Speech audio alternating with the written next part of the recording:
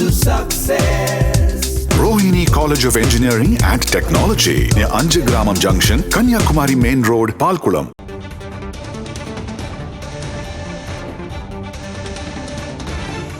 அண்மை செய்தி 5 degree Celsius வரை வெப்பநிலை அதிகரிக்கக்கூடும் என்ற தகவல் வெளியாகியிருக்கிறது. வட தமிழக உள் மாவட்டங்களில் ஓரிரு இடங்களில் வெப்ப அலை வீசக்கூடும் என்று தெரிவிக்கப்பட்டிருக்கிறது. 21 முதல் 24ஆம் தேதி வரை அதிகபட்ச வெப்பம் சற்றே குறைந்து இயல்பை விட 2 முதல் 3 டிகிரி செல்சியஸாக இருக்கக்கூடும் என்று கணிக்கப்பட்டிருக்கிறது.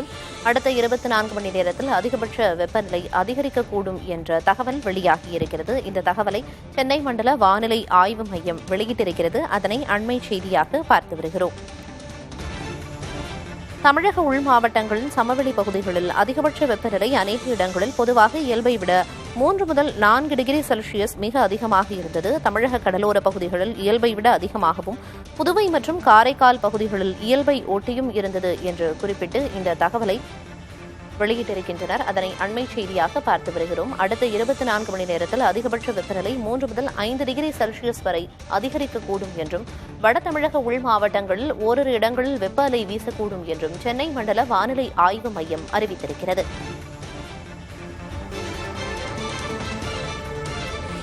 Rohini, a stepping stone to success.